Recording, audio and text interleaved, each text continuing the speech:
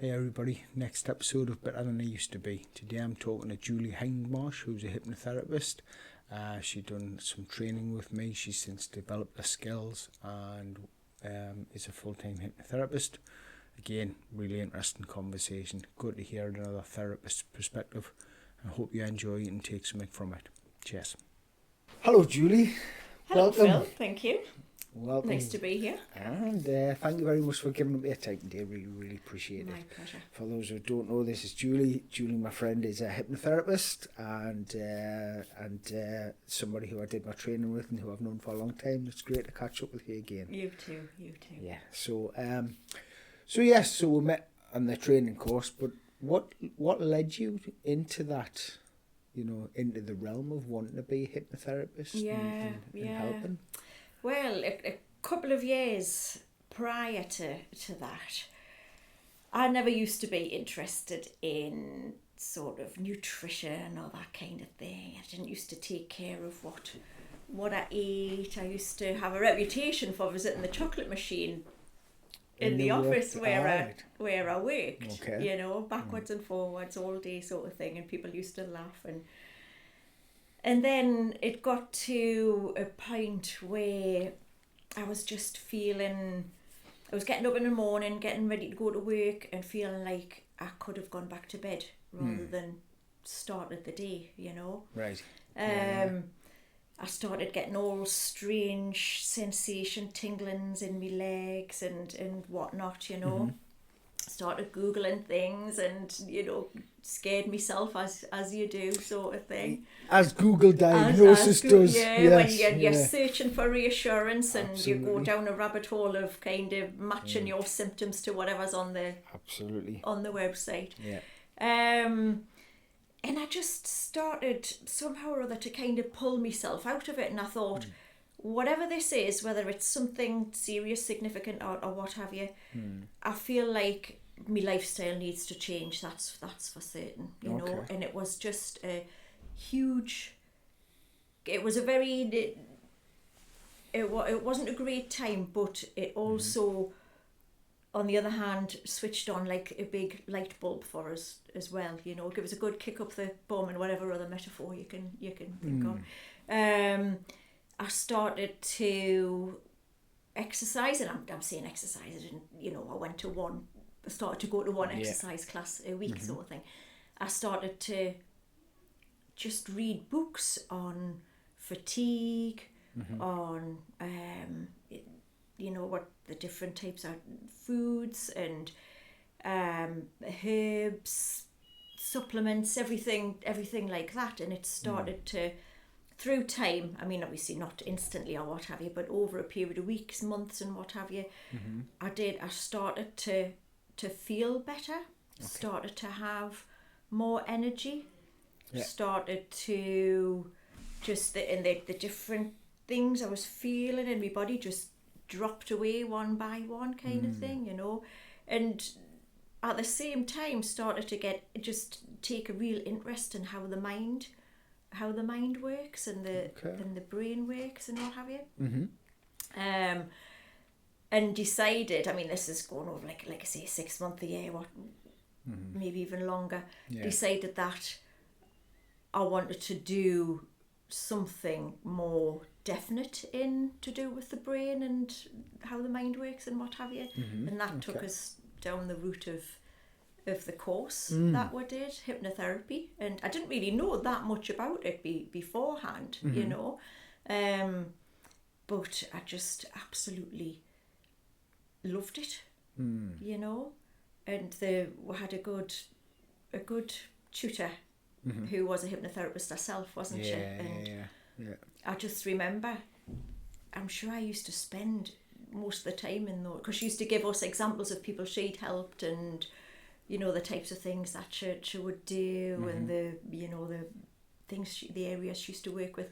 And I used to remember just sitting there just with my mouth open, just being fascinated with what this, you know, what this complementary therapy could achieve. Yeah. You know, and just having an interest in helping people turn the life around, the health around in the way that I felt like that I had done. Yeah. That's that sort of, you know, that turnaround in your life for whatever reason, you know, that light bulb moment, as you say. And then you slowly made those decisions to feel better about yourself, feel healthier and things like that. But then that, you know, that old wounded healer theory where, you know, okay, I've healed myself. I want to help others to heal. So that's what took you down that road. That's what, it is, Yeah, she was a good tutor as well, wasn't she? She was interesting and engaging, wasn't she? And had lots of examples to share with us, and I just found it absolutely fascinating. Yeah. Really. Yeah. So, I mean, over the course of that year on the course, were you sort of, as well as learning about yourself and learning about hypnotherapy, did you see any clients during that time? You know, no, as like case studies or anything like that? Yes, I think we did practice on people, if you like, for the well, for the we've want done of a classroom better. practice. Yes, we did, and then we had to do a certain number of hours practice, I think, didn't we, for the for the case, and then produce a few case studies at the end that I remember they were quite in depth. Yes. Weren't they? Yeah, there was a lot of work. There was, So of course they were people already known to me and who you know did have real issues in certain areas.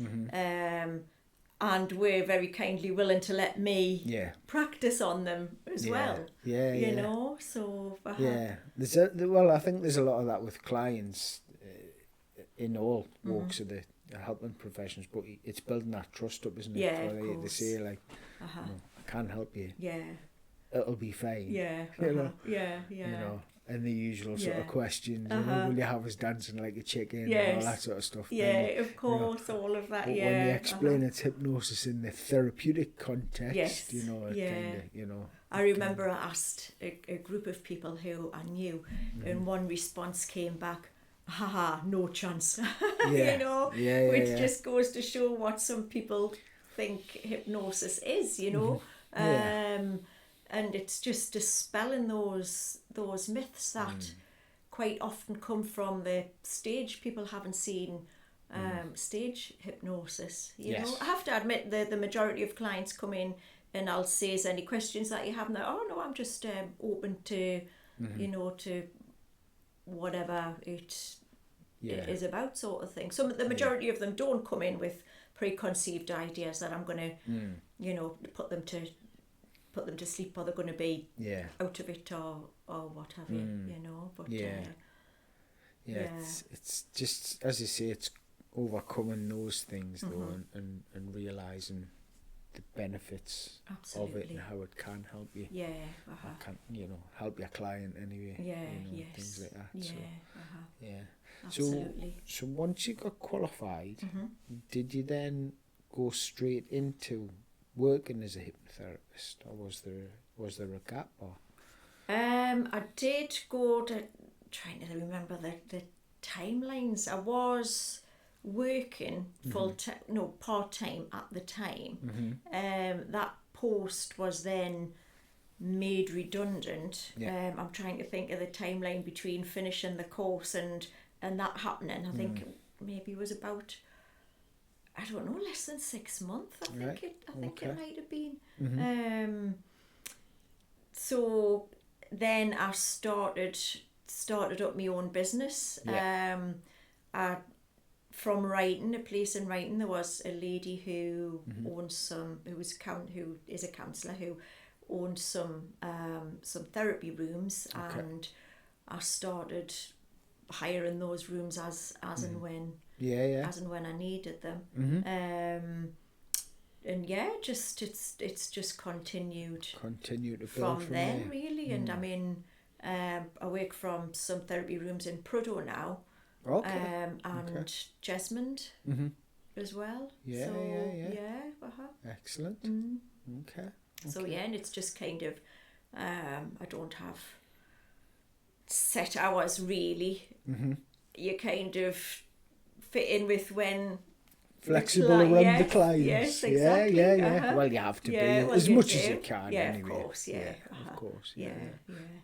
I try to keep kind of the weekends free, and you know, and most clients work through the day as well, sort of thing. Yeah. So I'm on an evening. I work on an evening quite a lot of the time, probably more so than during the day, really.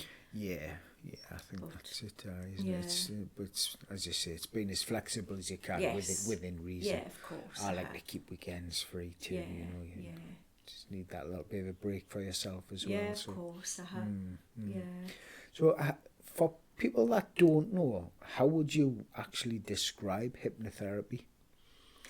I would describe it as, well, first of all, I do, if anybody's got any preconceived ideas, you kind of dispel those myths, and then I explain how.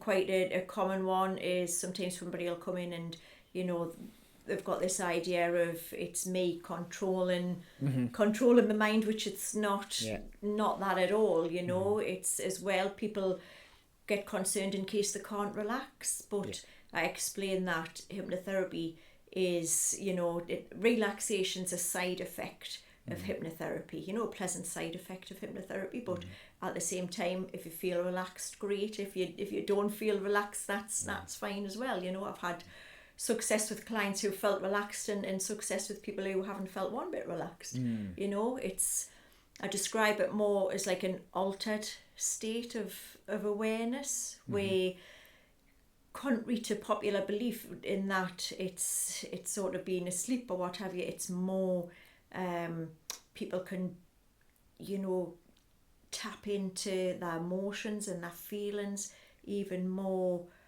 you know, acutely than they can on a day-to-day basis, sort of thing.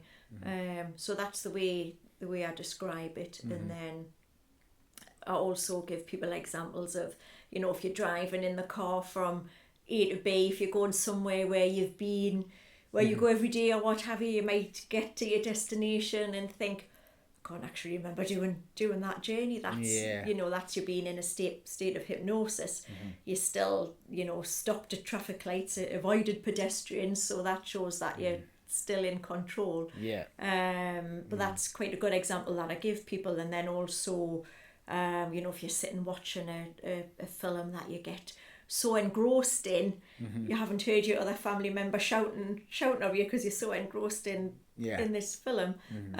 You know, you cry, you laugh, you jump with fright. You know, even though you know it's not real, it's just a program that you're watching. So and in the therapy room is no different to that. It's just guide the client naturally into that state. Into that state of mind.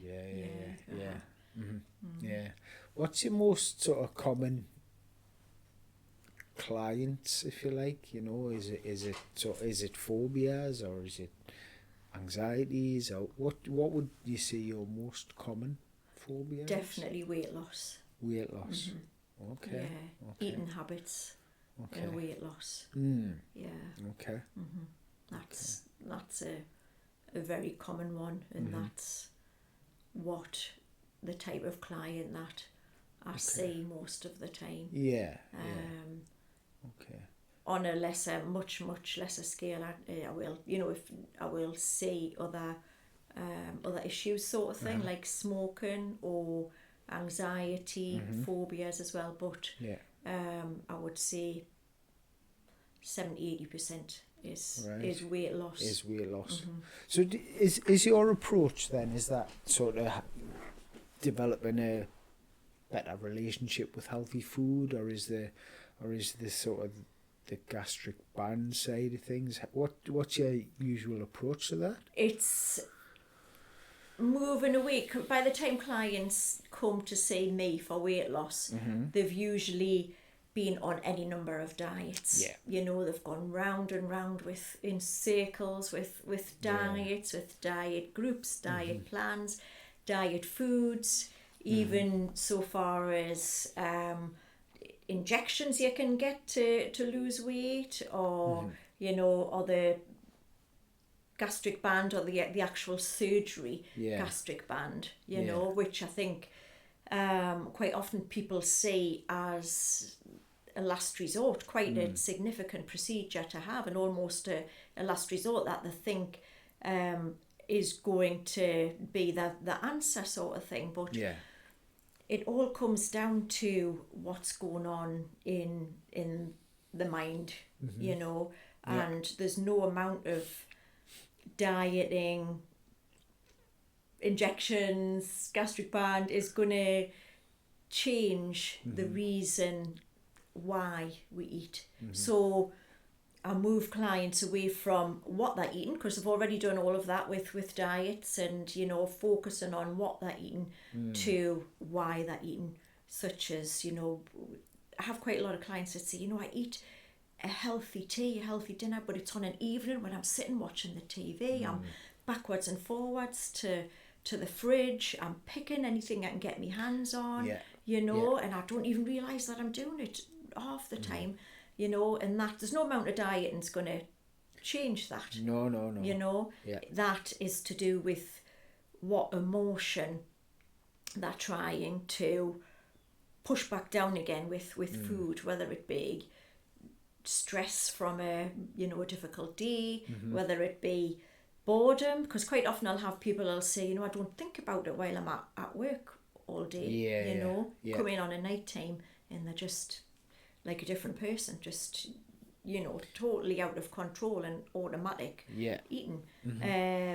And that, so it's kind of the why they do that, the why they feel, like I say, what emotion that they're trying to stuff back down again with the food, like whether it's boredom, loneliness, stress, or something else. And quite often as well, it's to do with not the food, or not the chocolate or the cake or the biscuits or what have you. It's what that gives them as a memory. For example, does it remind them of, you know, family members from when they were children who they felt loved by, and who would come around with bags of sweets or bake cakes with them or something, you know, and that the chocolate or the sweets or what have you remind them of that. And they don't crave the chocolate or the sweets, they crave the feeling that that food gives them.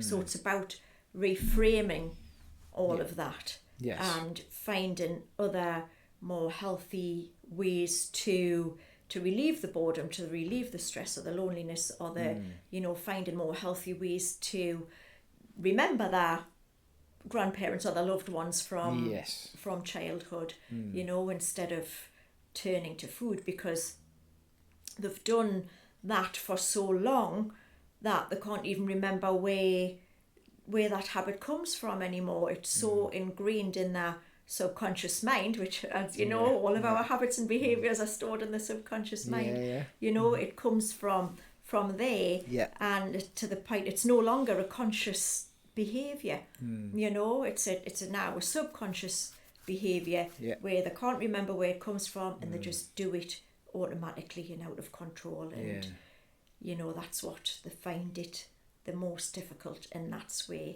hypnotherapy really has its power, because it can, like I said, you know, at the beginning of the conversation, it's a more, you know, more alert, an altered state of awareness where we can really see what it is that's going on for them, and start to change things at the root of the eating habit. You know, and when you change things there, when you change things there, it, you know, it's more sustainable, it's longer lasting, and the weight loss is, again, a very pleasant side effect, because when you're changing your eating habits, you know, you're going to be losing the weight as well. But instead of, you know, piling it on because of a diet that's impossible to maintain, you're changing the eating habits at the root, so you know, it's more longer lasting.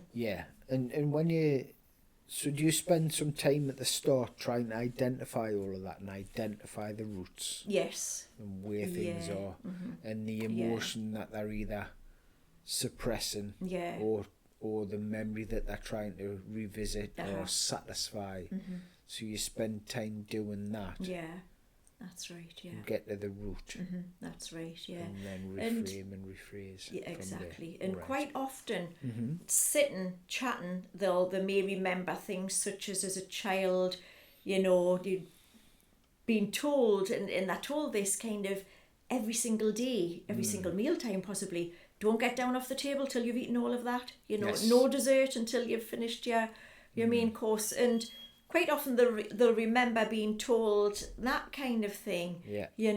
And then they continue that on into adulthood because nobody turns around and says to them, oh, by the way, you can get off the table now without having to finish it all off. So they find they're still continuing that on, and as an adult, they still eat everything that's on their plate, even past the point of fullness. Yes. And sometimes go around clearing other family members as things that they've left on the plate as well because of this ingrained message they were given continually as a child that they've still carried on into adulthood. Don't waste food. Yes, exactly. Don't waste food, as it is quite a common instruction that they heard as a child, and now they're still not, as an adult, they still can't bring themselves to waste food. So it's about reframing that and giving them the instruction in hypnosis to say it's okay, you are allowed to leave food on the plate or to eat smaller portions and freeze the rest for another day or what have you, which kind obviously you're still not wasting it, but you're not stuffing it down to the point where you're over full. You're over full, you're bloated, you cannot move and stuff like that. Exactly. So they tend to remember that sort of thing that they were told as a child, but there is some things that they don't remember consciously while we're having the conversation. It's not until we get into hypnosis where they'll be able to tap into that feeling, because there will be a feeling associated with that craving, when you're sitting on an evening and, craving food, going backwards and forwards to the fridge.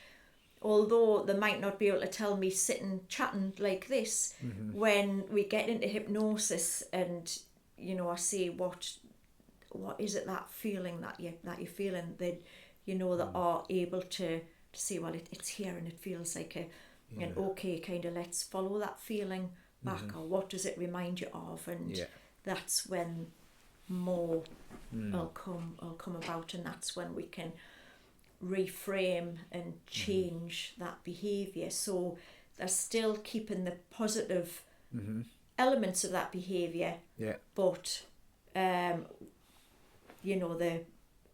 doing it, achieving that in a more healthier, positive way with other healthier behaviours. Other healthier behaviours that help them. And then the weight loss almost becomes that side effect of the reframing. Yes, yeah. But as you say, it's more like to stick longer term because they've reframed that whole memories of course, or emotions and things like that. Okay. Yes. It's all very powerful. Well, the mind is a very, very powerful thing. Isn't it? It is indeed. Reframing in the subconscious obviously is a big thing in hypnotherapy.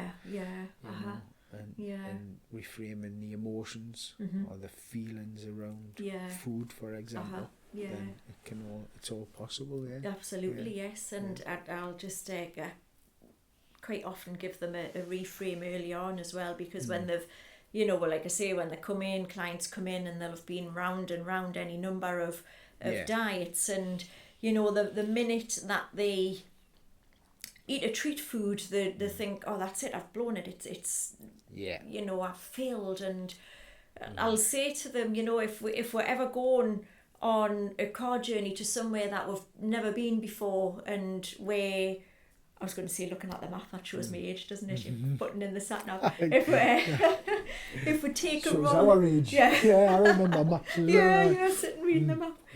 If we take a wrong turning, we just get back on the right track. We don't think, oh, I'm going to have to go back home again and start again and come out the house and go all the route, you know. And I think weight loss and is one of the areas that we give ourselves such a hard time about, and tell ourselves that we need to, once we start, we need to do it right. Can't fail, you know, and it's just not a realistic frame. Yeah, that's the thing, isn't it? You know, you've probably had clients, I know I have, where you know, it's been salads and healthy eating and all of that, and then come the third week, it's like, stuff it, and I'll have a pizza on the Friday night and a curry on the Saturday night and a Chinese on the Sunday night. And it's like, well, during that 3 or 4 weeks, did you have a bar of chocolate when you fancied it? Yeah, exactly. Oh no. Well, why didn't you? Yeah, because they end up eating more than they might have done had they not been on the diet in the first place. If you'd have had that bar of chocolate, that reward, that's okay. Yeah. You know. Exactly. And, but when people go to those extremes, it's just not. You can't keep that up for any length of time. You just can't, and your body won't. You know, there's mechanisms inside our body and brain to stop us from taking in a lot fewer calories than we were doing before we started this diet. You know, our brain will just, it goes into what's known as starvation mode.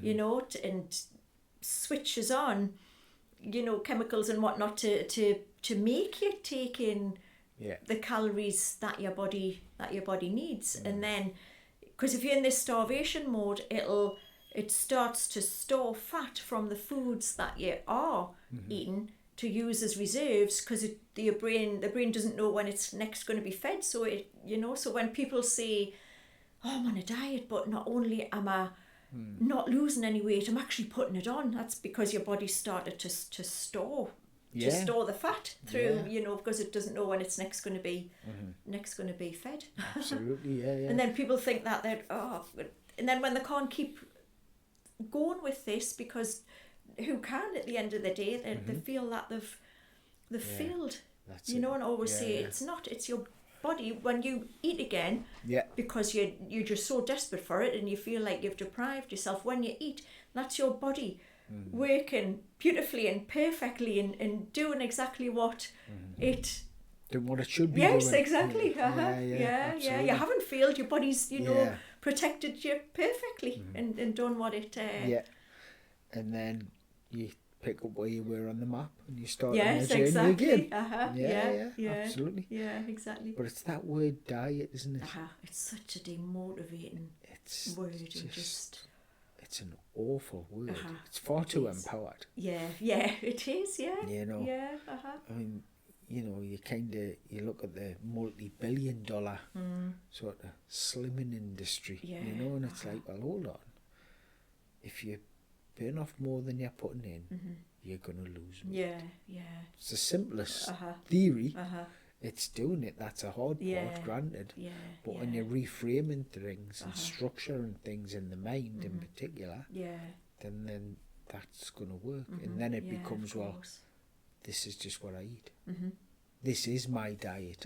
I'm not on a diet. This is my diet. And reframing like that. Well, exactly. And I'll quite often say to clients as well, you know, think about what it is that you want. What is your goal?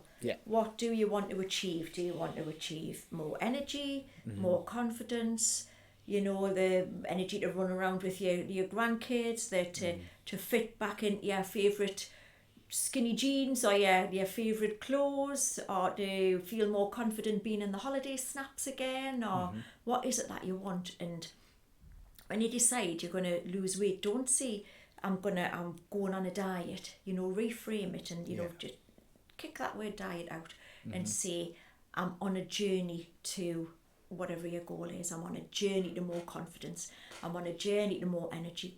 I'm on a journey to fitting back into me favourite skinny jeans, and it's a so much more empowering way to look at it. And, Yeah. you know, and it gets rid of those feelings of lack and deprivation. And Yeah. because the subconscious mind, you know, the objective is survival, and deprivation and lack don't meet with survival. So Yeah, that's it. Works against, you know, that need. Yeah, absolutely. Yeah. So, I mean, as part of the ongoing learning, I mean, obviously we'll learn every day from clients, or, you know, but absolutely. Have you done extra training around this type of thing then? Yes, I've done masterclass days in London and Manchester. I did a really interesting, every time I use this technique, the clients will say, oh, that was really powerful. It was called, or it's called inner child work, where you it's this metaphorical wounded, if you like, child inside of you. And you know, and when I say wounded, I can mean wounded for any number of reasons. Yes. You know, going back to childhood, and it's about reparenting that inner child, and you know, so that you can heal from it to be a more well-rounded, wholesome, if you like, human being. So that was that's always a very powerful one. But yeah, and just I'm part of hypnotherapy groups with some just hypnotherapists from around the world, you know, and the things that you learn from them, you can pose questions to them, and there's some phenomenal intelligence in those groups. You know, the techniques and the advice and the learnings that you can take to then pass on to your clients is every day is a school day. Yes, But I think exactly. that's the thing, isn't it? It's like, it's not just about obviously you are the hypnotherapist and you have those skills, you have that education, you are trained specifically in that. But it's also about passing on what you can to your client as well, isn't it? Yes, you know, and absolutely. empowering them. Yeah. Not just over the 5-6 sessions or whatever it might be, but you know, ongoing and moving forward. Absolutely, know, it's give them about the tools, it's not about us sitting and doing the hypnotherapy on them or fixing them or what have you. It's giving them the tools and the techniques to be able to do at home and in their everyday lives, wherever they are, and to make permanent changes, and tools and techniques that they can you know, they can call on at any time. I mean, that quite a lot of the techniques that I show clients aren't just for weight loss. They're you know, I'll show them a breathing technique to help with anxiety. You know, because I think that can help in anxiety in any part of their life. And you know, I usually kind of frame it to be about weight loss, because that's what we're usually talking about. And any food craving always has underneath it an underlying feeling of anxiety, because if you think about it, we never feel calm when we're craving some sort of food. So you know, it's techniques like that they can just take with them and use. And the best thing about them is that it doesn't rely on willpower, which is another thing when it comes to weight loss that you know. Well, that's another interesting word when it comes to weight loss. It's having the willpower to stick to what you're doing. Because it's not, you know, as we know, weight loss doesn't happen like that. It's a process, much like nobody gets fat overnight either. It's a process, you know. So, but having the will, it's easier to get fat than skinny. So, you know, but sticking with that process and having the willpower and the motivation and the focus to keep going, that's often a challenge as well. It is a challenge. And willpower, like motivation, comes and goes. It's, you know, again, it'll last for a certain length of time, but it's not sustainable. You can't keep willpower at a high level for any length of time. Plus, the willpower comes from, when I've talked about earlier how our eating habits are from the subconscious part of our mind. Willpower is a conscious process, and you can't change a subconscious habit and behaviour using a conscious process. It's like kind of, getting a puncher on your tyre of the car and changing it for a tyre with another puncture in it. Yes, it might get you going again for a short, but inevitably the car's gonna break down, sort of thing. So that's why I like to move clients away from willpower altogether. Certainly move them away from beating themselves up over having no willpower anyway, at the very least. Yes, you can bring it into various areas, but it's not going to be the be all and end all to rely on your willpower. Exactly. There's a lot more work goes into it than that. Yeah, you can still maintain, you can still achieve weight loss. Yeah. Whether you have willpower or not, the tools and techniques that I teach and give clients to do don't rely on having willpower. Yeah. Client-wise, it's probably a daft question. So, but is it more females than males? Yes. Yeah. Yeah. Because obviously the societal pressure on women and all that sort of stuff. Yeah. So I have worked with some men for weight loss, but it is mostly females. Yeah. What's it like working with a male as opposed to a female? It's very similar. They've still got the same sort of habits and behaviours and whatnot. It's kind of not really very different from that point of view. I just tend to get more inquiries from females than males. Yeah. It's I kind of thought it was going to be a bit of a daft question because, as I say, it's all the extra pressure on females. That's been for years and years and years now. You should look and feel and all them sorts of things, So it's kind of, I thought it would be. So I mean, weight loss, kind of a speciality for you then. Yes, absolutely. And one, it is. So how rewarding do you find it? Very rewarding. If I'll get clients who will visit the supermarket and have this battle inside of themselves along the cake aisle and whatnot, and whilst it doesn't happen this fast for most people, they'll come in the next week and say, just not giving cake a thought. Like I say, that's not always the case, and we work, every client's different, and we'll always work towards resolving what's going on for the individual client. But there has been cases where, like I say, they've come in the next week and said, I've not given cake a thought. And that's and inside you're satisfying. Yes. But you can't show that in the client, really, or you shouldn't. It is. It's I know. In my own experience, when I used to talk to some of my friends, and they talk about their jobs and the satisfaction and stuff like that. And for many years, I didn't have a clue what they were talking about. But then when you move into sort of, the hypnotherapy or the therapy side of things, and you're actually seeing the person, and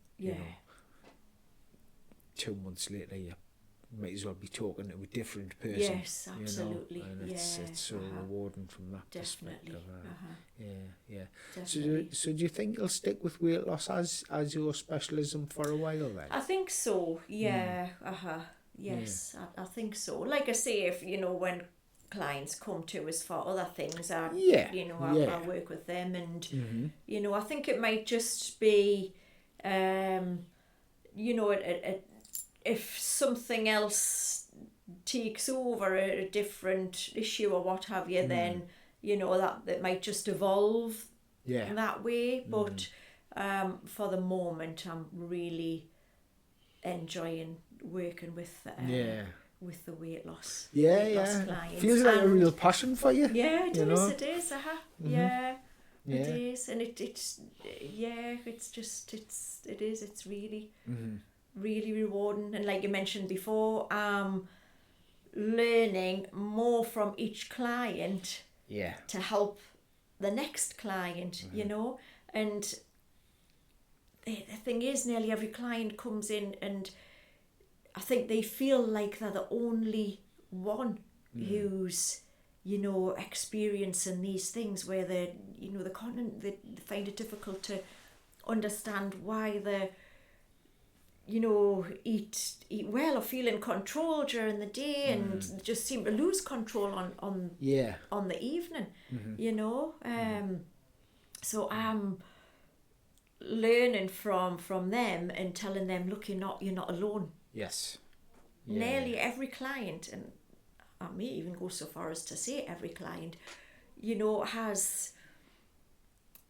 feels the same way. Of course, there's people have got their own individual personality, of course, and there's a shift in, there's some differences with each person, but essentially each client will feel the same way and have the same struggles when it comes to those eating habits that are keeping the weight on, or are certainly stopping it from staying off. Yes. So when you're saying that the client then, and sort of almost reassuring them, it's more common than you'd think. Type thing. Do you think? I would think that would help them. It does reassure them that they're not the only one experiencing this. Absolutely. Take a bit of encouragement from it. If it's if others can, I can as well. Absolutely. And go from there. Right. Absolutely. Yes, it's very interesting to hear all that, and to work on those types of things.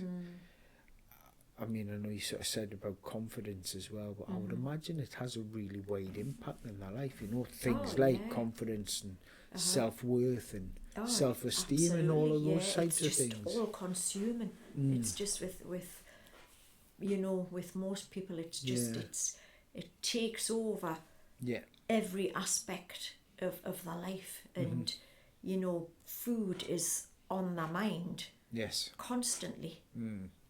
So it does, affects. So when you're clearing all of that space out and putting in positive things, it has quite a significant impact on them. Absolutely.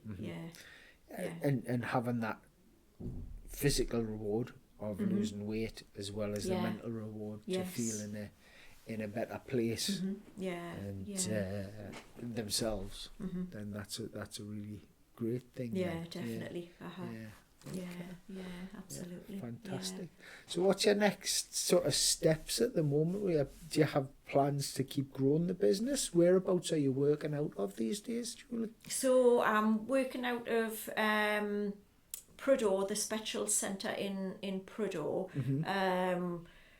It's the library on the Prudhoe Main Street, and then upstairs they have some rooms that are used to see clients, and then the Urban Angel Therapy rooms in Jesmond, St George's Terrace in Jesmond. Right. That I see clients there, and just developing on that, and just Keep We growing. keep growing. Do you have a website or a Facebook page? I do both. Both? Yes, yeah, both. Julie Hindmarsh Hypnotherapy. Okay, so Yeah. if people want to experience weight loss, Yeah. in particular, Yes.